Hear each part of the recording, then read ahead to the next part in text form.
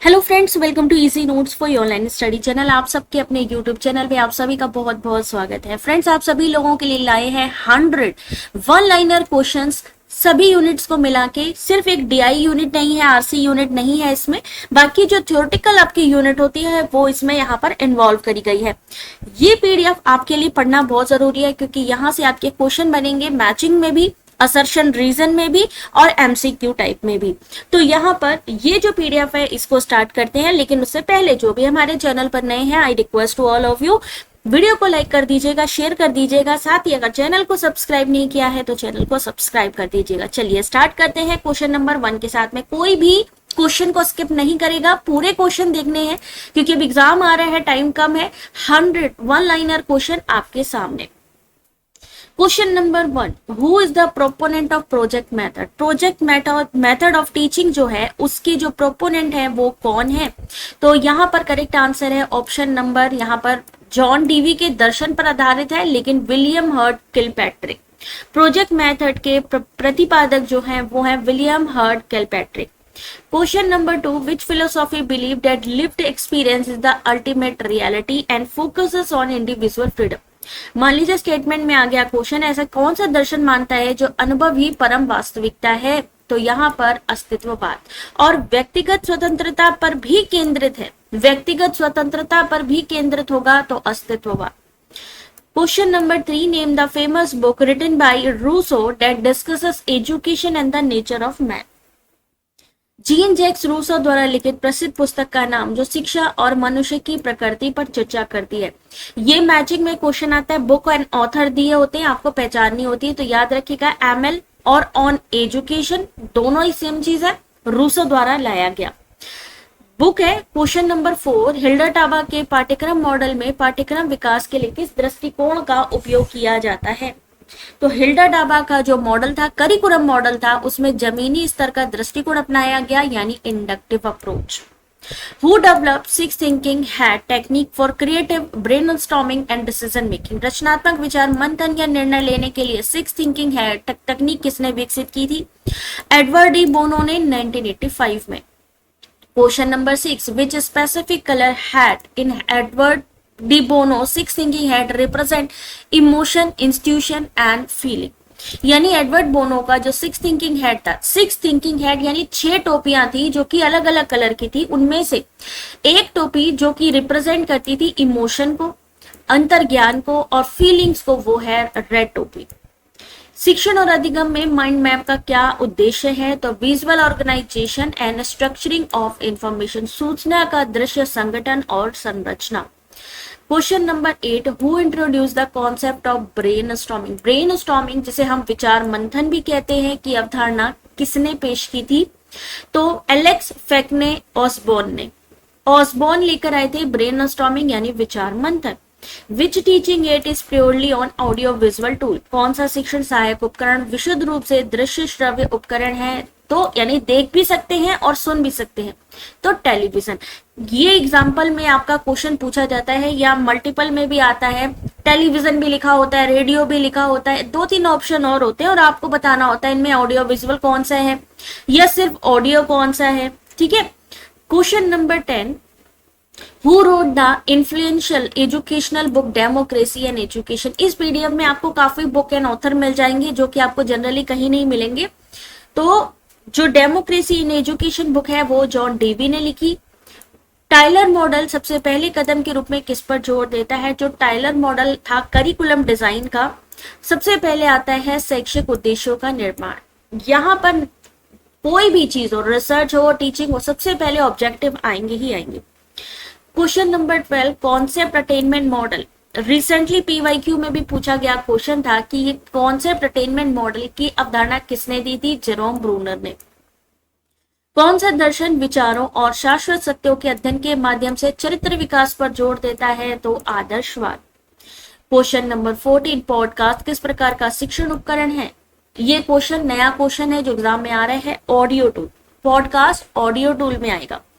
Who is known as the father of a scientific management whose principle influence systematic curriculum design? वैज्ञानिक प्रबंध के जनक के रूप में किसे जाना जाता है जिनके सिद्धांतों ने व्यवस्थित पाठ्यक्रम डिजाइन को प्रभावित किया? तो फ्रेडरिक विंसलो टेलर, वैज्ञानिक प्रबंध के जनक। क्वेश्चन नंबर 16, शिक्षण की कहानी सुनाने यानी स्टोरी टेलिंग की विधि की प्रमुख विशेषता क्या है? यह लिखा होगा कि कथा संरचनाओं के माध्यम से ज्ञान को प्रासंगिक बनाते हैं, तो वहां पर क्या होगा? Story telling, brainstorming, mind mapping. तो आपको याद रखना है जहां पर भी कंटेक्चुअलाइजिंग नॉलेज थ्रू नरेटिव स्ट्रक्चर आएगा वहां स्टोरी टेलिंग आएगी। स्टोरी के माध्यम से आप चीजों को क्लियर कर रहे हैं। Edward de Bono technique which had represent, इनमें से कौन सी हैड रिप्रेजेंट करती है? Logic, critical evaluation and question को काली टोपी।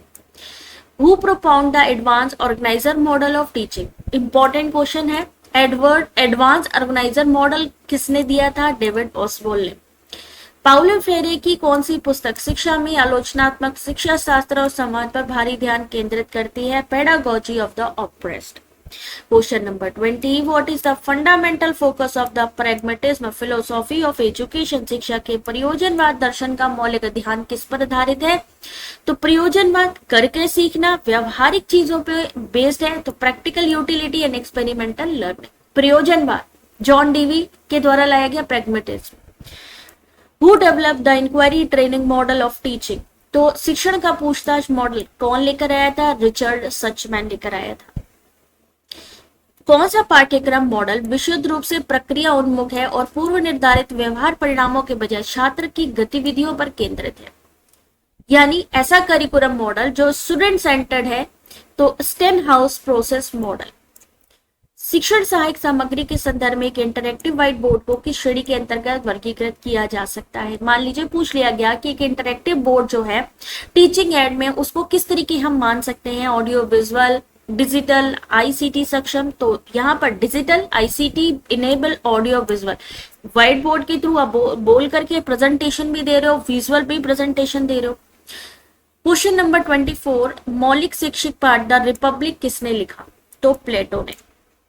थिंकिंग हेड्स में हरी टोपी का मतलब है रचनात्मकता, विकल्प और नए विचार। क्रिएटिविटी के लिए कौन सी टोपी होगी सिक्स थिंकिंग हेड में? तो वो होगी ग्रीन टोपी। कौन सा शिक्षण दर्शन रविन्द्रनाथ टैगोर से निकटता से जुड़ा है? तो निकटता से जुड़ा है प्रकृतिवाद और मानवतावाद। याद रखिएगा रविन्द्रनाथ टैगोर प्रकृतिवाद थे। न्याय शास्त्रीय पूछताछ मॉडल यानी जुरिस्प्रूडेंशियल इंक्वायरी मॉडल किसने प्रस्तावित किया है? तो ओलिवर और शिवर ने। किस प्रकार का पाठ्यक्रम डिजाइन पारंपरिक शैक्षणिक विषयों या विषयों के इर्द गिर्द केंद्रित होता है? तो subject centric curriculum. My experiment with truth, मेरा एक्सपीरियंस किसके साथ? ट्रुथ के साथ। एक्सपेरिमेंट पुस्तक के लेखक कौन है जो बुनियादी शिक्षा का एक अनूठा दर्शन कराती है? तो महात्मा गांधी ने लिखी थी माई एक्सपीरियंस विद ट्रुथ, और उसी में उन्होंने नई तालीम या बुनियादी शिक्षा की बात करी।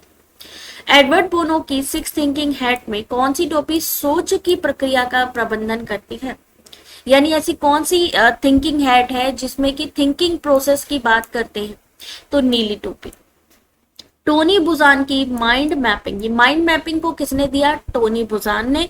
की प्राथमिक विशेषता क्या है? Non linear radian thinking starting from a central node, एक केंद्रीय नोड से शुरू होने वाली गैर रेखीय उज्जवल सोच। Which philosophy claim the physical world is the only objective reality, dismisses spiritual ideas? कौन सा दर्शन दावा करता है कि भौतिक संसार ही एकमात्र वस्तुनिष्ठ वास्तविकता है और आध्यात्मिक विचारों को खारिज करता है? उन्होंने फिजिकल वर्ल्ड को ही बताया कि ओनली ऑब्जेक्टिव रियलिटी है, तो रियलिटी से संबंध रखने वाला रियलिज्म। शिक्षण का समूह जांच मॉडल, ग्रुप इन्वेस्टिगेशन मॉडल किसने दिया था? तो Herbert Taylor and John Dewey ने। फ्लैश कार्ड किस प्रकार की शिक्षण सहायक सामग्री है? तो विजुअल या दृश्य सामग्री। व्हीलर का पाठ्यक्रम विकास का मॉडल टाइलर के रेखीय मॉडल को किस रूप में संशोधित करता है? तो साइक्लिक फॉर्म में या चक्रीय फॉर्म। ये तो हुआ टीचिंग से रिलेटेड क्वेश्चंस। अब आते हैं रिसर्च पे। तो किसी चिकित्सक द्वारा सामना की जाने वाली तत्काल व्यवहारिक समस्या को हल करने के लिए हम किस प्रकार के शोध का इस्तेमाल करते हैं? तो क्रियात्मक अनुसंधान। ऐसे ही स्कूल में कोई प्रॉब्लम आ गई, इंस्टीट्यूट में कोई प्रॉब्लम आ गई या ऑफिस में कोई प्रॉब्लम आ गई, इमीडिएट हमें सॉल्यूशन चाहिए, तो एक्शन रिसर्च। एक्शन रिसर्च के स्टेप पूछे जाते हैं तो सबसे पहले क्या आएगा, plan, act, observe and reflect, योजना, कार्य, अवलोकन और चिंतन। ऐतिहासिक अनुसंधान पद्धति का एक उदाहरण बताइए। 19वीं सदी के दौरान भारत में ब्रिटिश शैक्षिक नीतियों के प्रभाव का विश्लेषण करना। ये किसमें आएगा, ऐतिहासिक, जो चीज पहले हो चुकी है। Question number 39, what type of research style attempt to explore the lived experience of individual regarding a specific phenomena यानी घटना के संबंध में व्यक्तियों के जीवित अनुभव का पता लगाने का प्रयास करती है घटना विज्ञान। मान लीजिए किसी के साथ कोई घटना घटी है और वो उसके बारे में आपसे बता रहा है, तो वो किस में आएगा, घटना विज्ञान में। कौन सा शोध डिजाइन एक स्वतंत्र चर के हेरफेर के माध्यम से निश्चित कारण और प्रभाव संबंध स्थापित करता है। तो जहां पर भी कॉज एंड इफेक्ट आए, जहां पर भी मैनिपुलेशन आए, सीधा अपने प्रयोगात्मक अनुसंधान एक्सपेरिमेंटल पे टिक करना है। इसी का एक दूसरा रूप है एक्सपोस्ट फैक्टो, जो घटना हो चुकी है, घटना या प्रभाव के घटित होने के बाद होता है ये, ठीक है। इसमें हेरफेर नहीं कर सकते। इस एक्सपोस्ट फैक्टो में स्वतंत्र चर में आप हेरफेर नहीं कर सकते, इंडिपेंडेंट में आप हेरफेर नहीं कर सकते, इसीलिए इसको अर्ध प्रायोगिक भी कहा जाता है। एक्सपोस्ट फैक्टो को ही अर्ध प्रायोगिक भी कहा जाता है। Question number 42, provide the correct chronological sequence of steps in a standard empirical research process. अब घुमा के क्वेश्चन पूछा है, इन्होंने पूछा अनुभवजन्य अनुसंधान प्रक्रिया का चरण बताइए। तो क्या आएगा, पहला, सबसे पहले रिसर्च का स्टेप है प्रॉब्लम फाइंडिंग करना कि प्रॉब्लम क्या है, ठीक है। तो समस्या का सूत्रीकरण, दूसरा साहित्य समीक्षा, गैप का पता लगाने के लिए कि पहले कितना अनुभव है और अभी हम जो जिस पे काम करने जा रहे हैं उसके बारे में। हाइपोथेसिस, परिकल्पना बनाना, रिसर्च डिजाइनिंग करना, क्या क्या टूल हम इस्तेमाल करने वाले, कैसे हम रिसर्च करेंगे, फिर डेटा कलेक्शन करना, डेटा एनालिसिस करना और लास्ट में आता है रिपोर्टिंग। ये स्टेप्स आपसे कई बार एग्जाम में पहले भी पूछे गए हैं। फिर एक पूछा जाता है एथनोग्राफिक रिसर्च सेटिंग का एक उदाहरण बताइए, या फिर सिंपल सा पूछा जा सकता है कि मान लीजिए सहभागी अवलोकन के माध्यम से एक जनजातीय समुदाय की दैनिक जीवन शैली और संस्कृति का अध्ययन करने के लिए हम कौन सा अनुसंधान यूज करेंगे। तो नृवंश विज्ञान, यानी आप उस समुदाय के साथ जाके रह रहे हैं, आप उनकी संस्कृति को करीब से देख रहे हैं, तो वहां पे नृवंश विज्ञान। क्वेश्चन नंबर 44, कौन सा शोध प्रकार व्यवहारिक अनुप्रयोग के बिना विशुद्ध रूप से सिद्धांतों को उत्पन्न करने और ज्ञान की सामान्य निकाय के विस्तार पर केंद्रित है। तो जो भी सिद्धांतों का विस्तार कर रहा है, उसको वेरीफाई कर रहा है, वहां पर सीधा सीधा आपको फंडामेंटल पे टिक करना है। फंडामेंटल को बेसिक भी कह सकते हैं, प्योर रिसर्च भी कह सकते हैं। यानी अगर आपको फंडामेंटल आ जाए, मौलिक, बुनियादी, शुद्ध अनुसंधान, तो समझो एक ही चीज है।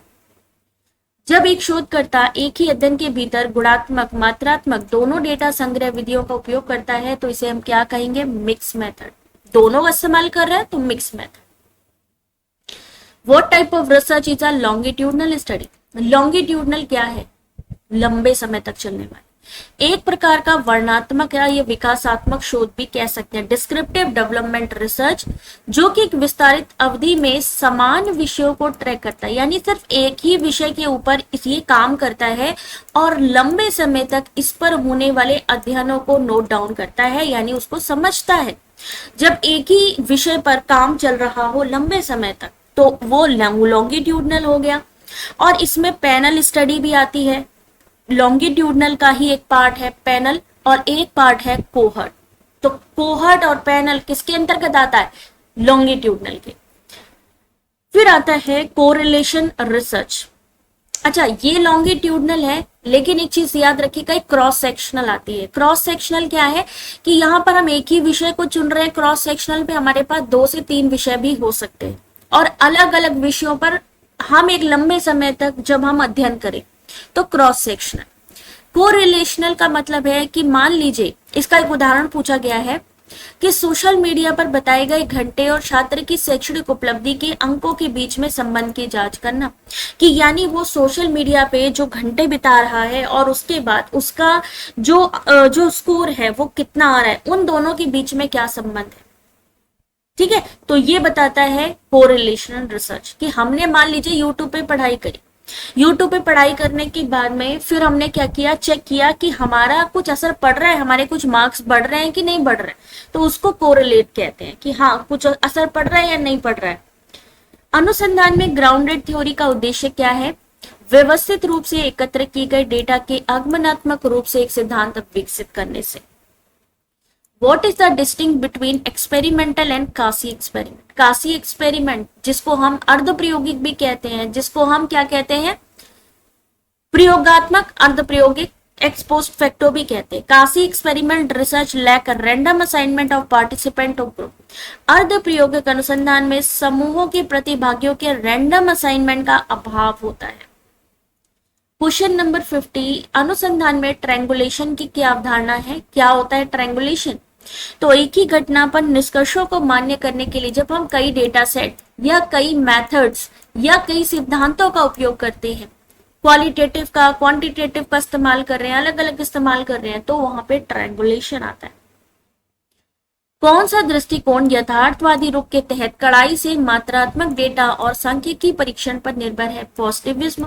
तो मात्रात्मक क्या कहता है, जहां पर भी एक चीज ध्यान रखिएगा, जहां पर भी क्वांटिटेटिव आएगा वहां पे स्टैटिक्स आएगा, गणना करते हैं ना, क्योंकि प्रत्यक्षवाद में मात्रात्मक डेटा क्वांटिटेटिव आएगा, पोस्ट पॉजिटिविज्म में गुणात्मक डेटा आएगा।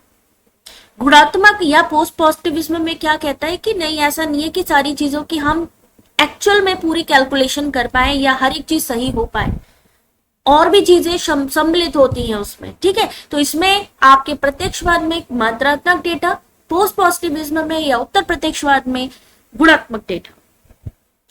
एक शैक्षिक प्रयोग में एक स्वतंत्र चर का उदाहरण दीजिए।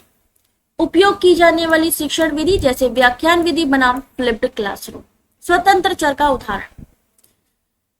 53, यादृच्छिक चयन असाइनमेंट द्वारा संबोधित आंतरिक वैधता के लिए प्राथमिक खतरा कौन सा है? ये क्वेश्चन कई बार एग्जाम में आया हुआ है कि primary threat to internal validity, internal validity के लिए जो प्राथमिक खतरा है वो कौन सा है? चयन पूर्वाग्रह। किस प्रकार का नमूनाकरण गैर संभाव्यता आधारित है, यानी जिसमें आपकी इक्वल चांसेस नहीं होते हैं? तो purposive sampling, criterion sampling, snowball sampling. लेकिन यहां पर किसकी बात हो रही है? मानदंड की बात हो रही है, एक क्राइटेरिया की बात हो रही है, इसलिए क्राइटेरियन सैंपलिंग। जब किसी शोध समस्या के बारे में बहुत कम या कोई जानकारी नहीं है, फिर उस पर हम अध्ययन कर रहे हैं, तो हम क्या कहलाते हैं उसको? एक्सप्लोरेटरी, अन्वेषणात्मक या खोजी, यानी हमने उस पर पहले किसी ने खोज नहीं करी, हमने खोज करी। तो पहले अगर उस पर कोई जानकारी नहीं है या बहुत कम जानकारी है तो वो अध्ययन एक्सप्लोरेटरी रिसर्च कहलाती है। 55 क्वेश्चन यहाँ पर हुए हैं हमारे, तो जिनको भी अभी तक के क्वेश्चन समझ में आए हैं वीडियो को लाइक कर दीजिएगा। कम्युनिकेशन पे चलते हैं, ठीक है। Who propose the linear mathematical model? Mathematical model of communication किसने दिया है? जिसमें कि चैनल भी है, ट्रांसमीटर भी है और शोर रिसीवर भी है। तो Claude, Shannon and Warren Weaver 1949 में। संचार मॉडलों में कौन सा मॉडल अत्यधिक गतिशील है, चक्रीय है और एक साथ भेजने और प्राप्त करने पर केंद्रित है? तो वो है ट्रांजैक्शनल मॉडल। कंटिन्यू लेन देन हो रहा है, किसका? विचारों का, इंफॉर्मेशन का। विल्बर श्रैम के संचार मॉडल का मुख्य योगदान क्या है? तो फील्ड ऑफ एक्सपीरियंस किस में आएगा? अनुभव का क्षेत्र विल्बर श्रैम में। चक्रीय प्रतिक्रिया, लूप की शुरुआत। अ लैंग्वेज डिफिकल्टी और misunderstanding of word meaning during communication create which specific type of barrier. मान लीजिए हम कम्युनिकेशन कर रहे हैं लेकिन हमारे शब्द किसी को समझ में नहीं आ रहे या कठिनाई हो रही है समझने में, तो वो किस तरीके की बाधा होगी संचार में? सेमेंटिक बैरियर, शब्द से जुड़ी भाषा से संबंधी बाधा, सेमेंटिक बैरियर। गैर मौखिक संचार में काइनेसिक्स से क्या मतलब है? किसमें है ये काइनेसिक्स? नॉन वर्बल में। Study of body language, kinesics में बॉडी लैंग्वेज आएगी, जेस्चर आएगा, फेशियल एक्सप्रेशन आएगा, बोला नहीं जाएगा, वर्ड नहीं आएंगे इसमें। अनौपचारिक संचार में सिंगल ट्रेंड ग्रेप वाइन श्रृंखला क्या है? ग्रेप वाइन का एक पार्ट है या स्टेप है सिंगल स्ट्रैंड, ठीक है। एक सूचना एक व्यक्ति से दूसरे व्यक्ति तक एक रेखी क्रम में प्रवाहित होती, सिंगल स्ट्रैंड। किस प्रकार के ग्रेप वाइन नेटवर्क में एक व्यक्ति चुनिंदा रूप से विश्वसनीय व्यक्तियों को ही जानकारी बताता है और फिर से इसे अन्य चयनित लोगों को देते हैं? Cluster network. ठीक है, पहला आपने देखा ग्रेप वाइन का सिंगल स्ट्रैंड, फिर आ गया क्लस्टर नेटवर्क। गैर मौखिक संचार के घटक के रूप में प्रोक्सेमिक्स, याद रखिएगा, काइनेसिक्स, प्रोक्सेमिक्स, है ना, ये सारी हैप्टिक्स, इनको मैचिंग में पूछा जाता है और पूछा जाता है ये किससे संबंधित है। तो प्रोक्सेमिक्स का मतलब है study of space, personal distance and physical proximity in interaction, बातचीत में स्थान, व्यक्तिगत दूरी और भौतिक निकटता का अध्ययन। एसएमसीआर मॉडल किसने दिया था? बर्लो ने। और एसएमसीआर का फुल फॉर्म एग्जाम में पूछा भी गया है, सोर्स मैसेज चैनल रिसीवर। संचार में मनोवैज्ञानिक या साइकोलॉजिकल बैरियर किस कारण से होता है? प्रेषक यानी जो सेंडर है, जो मैसेज सेंड कर रहा है, उसकी भावनात्मक स्थिति, पूर्वाग्रह या चयनात्मक धारणा से। हैप्टिक किसका अध्ययन करता है? तो हैप्टिक स्पर्श के माध्यम से संचार, जैसे आप किसी से हैंडशेक करते हैं, है ना, तो वो किस में आएगा? स्पर्श के माध्यम से संचार करना, हैप्टिक्स। गॉसिप चेन, ये भी किस में आएगा आपका? गॉसिप चेन आपकी जो आपका ग्रेप वाइन है, ग्रेप वाइन में सिंगल ट्रेंड आपने देख लिया, ग्रेप वाइन में नेटवर्क देख लिया, अब ये गॉसिप चेन है। क्लस्टर देख लिया। गॉसिप चेन एक व्यक्ति समूह के बाकी सभी लोगों को बिना किसी भेदभाव के जानकारी प्रसारित करता है, उसे क्या कहेंगे? गॉसिप। जब आप किसी से बातचीत करते हो, गॉसिप करते हो, तो ऐसा तो नहीं है ना कोई भी आगे सुन सकता है। अगला क्वेश्चन 68, कक्षा के बाहर तेज ट्रैफिक का शोर किस प्रकार की संचार बाधा का प्रतिनिधित्व करता है? बहुत शोर हो रहा है, तो ये भौतिक या पर्यावरणीय बाधा होगी। ये क्वेश्चन एग्जाम में भी आया हुआ क्वेश्चन है कि अरस्तु के शास्त्रीय संचार मॉडल में 3 प्रमुख प्रेरक स्तंभ कौन से हैं? तो एथोस, पैथोस और लोगोस। गैर मौखिक संचार में क्रोनोमिक्स का क्या मतलब है? संचार में समय के उपयोग और धारणा का अध्ययन। The study of the use and perception of a time in communication, जैसे टाइम को देख के आप बता सकते हो, अच्छा इस टाइमिंग पे हमें ये काम करना है, इस टाइमिंग पे, यानी कि आपको कोई बता नहीं रहा, सिर्फ समय बता रहे हैं कि देखिए ये समय हो गया, अब हमको ये चीज करनी है, तो समय भी संचार कर रहे हैं आपसे। Probability chain, grapevine network में प्रोबेबिलिटी चेन का क्या मतलब हुआ? संभावना के नियमों के आधार पर व्यक्तियों के साथ यादृच्छिक रूप में जानकारी साझा की जाती है। ग्रेप वाइन में सिंगल स्टैंड हो गया, ग्रेप वाइन में चेन हो गया, प्रोबेबिलिटी हो गया, है ना, क्लस्टर हो गया, तो ये सारे आपके प्रकार है ग्रेप वाइन के। सबसे बेस्ट माना जाता है आपका ग्रेप वाइन कम्युनिकेशन। संचार के किस मॉडल में संचार को संवादात्मक बनाने के लिए पहली बार स्पष्ट रूप से फीडबैक की अवधारणा किसने की थी? ऑसगुड श्रैम ने। सबसे पहले फीडबैक की बात किसने की थी? ऑसगुड श्रैम मॉडल ने। जब संगठन के नियम, पदानुक्रम और कठोर चैनल खुले संचार को प्रतिबंधित करते हैं तो उस बाधा को क्या कहेंगे? संगठनात्मक बाधा। पिच, टोन, वॉल्यूम और बोलने की गति जैसे मुखर संकेत किस श्रेणी के अंतर्गत आते हैं? तो पराभाषा या पैरालैंग्वेज। संचार का हेलिकल मॉडल का प्राथमिक प्रस्ताव किसका है? प्रस्ताव क्या है? संचार विकासात्मक है, गतिशील है और पिछले अनुभव के आधार पर आगे बढ़ता है। ठीक है, हेलिकल मॉडल। अब आते हैं आईसीटी में। ये भी क्वेश्चन आपका एग्जाम में कई बार पूछा गया क्वेश्चन है। यहाँ पर आज जो पीडीएफ है आप हमारे नोट्स एंड लर्न चैनल के free study material channel section पे जा करके इसको डाउनलोड कर सकते हो। ये आपको वहां पर मिल जाए, क्योंकि इस समय इंस्टाग्राम पे जो है या टेलीग्राम की बात करें वहां पर थोड़ा इशू चल रहा है, तो इसलिए आप लोग हमारे एप्लीकेशन से इसको डाउनलोड कर सकते हैं। एप्लीकेशन का लिंक वीडियो के डिस्क्रिप्शन पे भी है और इसी वीडियो के कमेंट सेक्शन पे भी है। फ्री सेक्शन पे चले जाइए, अभी तक की जितनी वन लाइनर है सब आपको मिल जाएंगी। बाकी अगर आप चाहते हो और ज्यादा चीजें, आज ज्यादा इंफॉर्मेशन लेना या कोई कोर्स परचेस करना चाहते हो तो वो भी मिल सकता है आपको, क्योंकि 70% डिस्काउंट चल रहा है वहां पे। तो मेमोरी को सबसे तेज से सबसे धीमी एक्सेस गति के हिसाब से लगाइए। सबसे तेज किसकी गति है? सबसे तेज है रजिस्टर, कैश, रैम और फिर आती है मैग्नेटिक डिस्क। याद रखिए, जिसकी स्पीड ज्यादा होगी उसमें स्टोरेज कम होगा और जिसमें स्टोरेज ज्यादा होगा उसकी स्पीड ऑटोमेटिकली कम होगी। कौन सा कंप्यूटर वायरस बिना किसी मानवीय हस्तक्षेप के कंप्यूटर नेटवर्क पर अपनी प्रतियां भेजकर खुद को पुनरुत्पादित करता है या सेल्फ रेप्लिकेटिंग करता है, रिप्रोड्यूस करता है? तो वो खुद ही पैदा होता रहता है, अपनी प्रतियां खुद ही बनाता रहता है। कंप्यूटर में रैम को क्या वोलाटाइल अस्थिर बनाता है? इन computer memory what make RAM volatile, बिजली बंद होने पर यह तुरंत अपनी सभी संग्रहित सामग्री को खो देता है। कौन सा दुर्भावनापूर्ण सॉफ्टवेयर वैध उपयोगी सॉफ्टवेयर के रूप में भेष बदलता है लेकिन एग्जीक्यूट होने पर विनाशकारी गतिविधियां करता है, मतलब दिखाता है कि हम जो है लेक्टिमेट है, याद रखिएगा लेक्टिमेट आपको दिख जाए जहां पर भी वैध दिख जाए कि वैध जैसा दिखता है, कि जैसे मान लीजिए वो दिखा रहा है कि गवर्नमेंट साइट्स है लेकिन गवर्नमेंट साइट की जगह कुछ और होती है, तो आपको ध्यान रखना है वो ट्रोजन हॉर्स है। सोशल मीडिया इतिहास में 6 डिग्रीज और फ्रेंडस्टर के लॉन्च वर्ष और संस्थापक प्रदान करें। तो 6 डिग्री जो सबसे पहले आया सोशल मीडिया 1997 एंड्रयू वेनरिच के द्वारा, फ्रेंडस्टर 2002 बाई जोनाथन एब्राम्स के द्वारा आया था। लिंक्डइन, यूट्यूब, फेसबुक, इनका भी कालक्रम अनुसार आपको जानना जरूरी है क्योंकि ये भी आपसे पूछा जाता है आईसीटी कम्युनिकेशन में। तो लिंक्डइन का आया 2003 में, रेड हॉफमैन है लिंक्डइन के जो मेन है।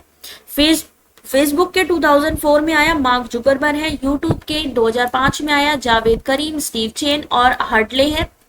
लिंक्डइन जैसे कि आपको पता है हाफमैन इंग्लिश हिंदी दोनों में है, आराम से इसको पढ़ सकते हैं विद ईयर।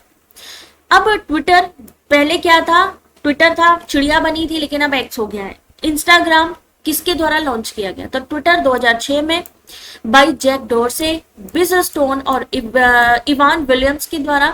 इंस्टाग्राम 2010 में केविन सिस्ट्रोम और माइस क्रीगर के द्वारा जो है यहाँ पर लॉन्च किया गया था, बाद में इसको एक्स बनाया गया। भारत सरकार द्वारा शुरू की गई स्वयं क्या है, तो स्वयं एक स्वदेशी मैसिव ओपन ऑनलाइन कोर्स है जो मुफ्त ऑनलाइन पाठ्यक्रम प्रदान करती है। स्वयं में 4 चतुर्थांश या 4 क्वाड्रेंट्स क्या है, याद रखिएगा ये सारे क्वेश्चन इंपॉर्टेंट है, पीडीएफ पढ़ना बहुत जरूरी है। वीडियो व्याख्यान क्या क्या चीजें आती है 4 क्वाड्रेंट में, video lecture, reading material, self assessment test and online discussion forum.